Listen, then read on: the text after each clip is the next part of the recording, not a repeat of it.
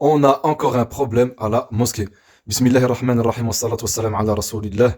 Donc ici, nous allons voir la prière du vendredi al-Jumu'ah. On va voir deux hadiths et aussi ce qui s'est passé vendredi passé, donc durant la khutbah. Donc l'imam, il est occupé à donner son prêche. Et donc ici, il y a tout le monde qui est dans la pièce, dans la salle principale, aligné. Donc tout le monde est occupé à écouter le prêche. Ici en rouge, ce sont les fidèles. D'accord? Donc ça, c'est les fidèles qui sont debout. Pourquoi? Parce qu'il n'y a plus de place dans la mosquée. Il y en a quelques-unes. Il y en a une ici, il y en a une ici. Mais ces personnes attendent, car ils ne veulent pas, justement, perturber les rangs. Donc on a un frère qui vient et qui rentre dans la mosquée pendant le prêche et qui commence, donc, à aller entre les rangs pour aller se positionner ici devant. L'imam, il lui dit, assieds-toi. Qala al-Nabi alayhi salatu wassalam, et il donne le hadith. Il lui dit, assieds-toi. Le frère, il fait quoi? Il ne s'assied pas, il continue. Donc il dérange tout le monde. Déjà, le fait que l'imam ait parlé, tout le monde n'est plus concentré sur la khutbah et tout le monde est concentré sur lui.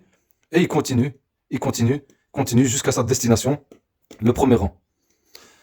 L'imam termine son prêche, à la fin du prêche, il dit quoi? Il prend le micro, il dit Barakallahu fikum, est-ce que je peux vous poser une question? Est-ce que je suis dans mon droit de dire Qala Allah, Qala Rasoul et que les personnes. Voilà, donc la personne, elle est repartie, hein, donc après la prière, elle est repartie comme si de rien n'était, elle est repartie. Il faut savoir qu'il y a des personnes, des fois, qui sont malades aussi dans la mosquée. Il faut pas prêter attention. Il y a des gens malades, mais il y a des gens qui ne comprennent pas non plus. Et ceci est très important, car l'imam a dit à la personne de s'asseoir avec Delil. Donc dans la pièce, il y a une personne, dans la salle, dans la mosquée, il y a un monsieur ici qui est là au premier rang, ou au deuxième, je sais plus, il lui dit, est-ce que tu as une preuve sur ce que tu as dit? Et il lui a sorti le hadith. Il a dit, bien sûr qu'il y a un dalil. Et donc voilà, le dalil, il est là. D'après Abdullah ibn Busr, un homme arriva un vendredi pendant que le prophète alayhi salatu wassalam faisait le sermon. Et il se mit à passer entre les rangs, entre le cou des gens, en enjambant le rang. Le Nabi alayhi salatu wassalam, il dit, assieds-toi, car tu as fait du tort.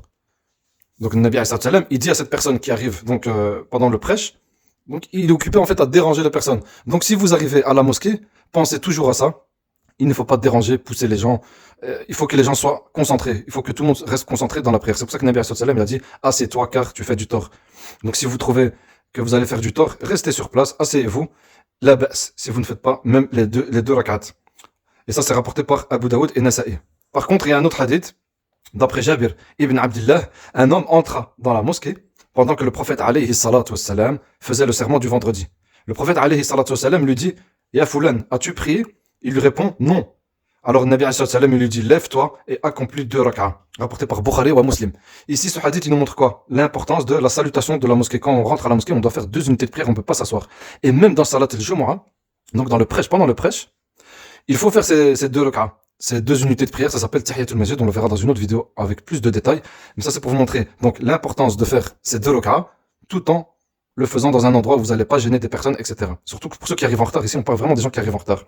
Et ici, on a l'autre hadith qui dit assieds-toi, ne prie pas. Donc, si toi, tu connais que ce hadith de assieds-toi et ne fais pas tes 2 rak'at par rapport à celui-là, ben, c'est bizarre. Tu vas dire, ouais, les frères qui rentrent à la mosquée, qui font 2 rak'at, ils font n'importe quoi. Alors que non, le hadith, il est là.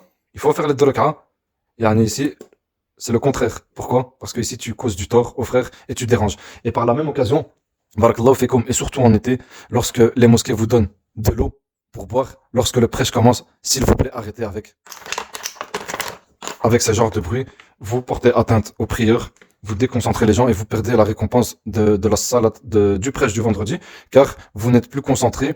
Et c'est pareil pour les téléphones, on ne doit pas être distrait, on ne peut pas distraire les gens, sinon on perd la récompense de salat de Jumu'ah. Wallahu a'lam, subhanakallah wa bihamdika, ashhadu an la ilaha illa ant, astaghfiruka wa atubu ilayk.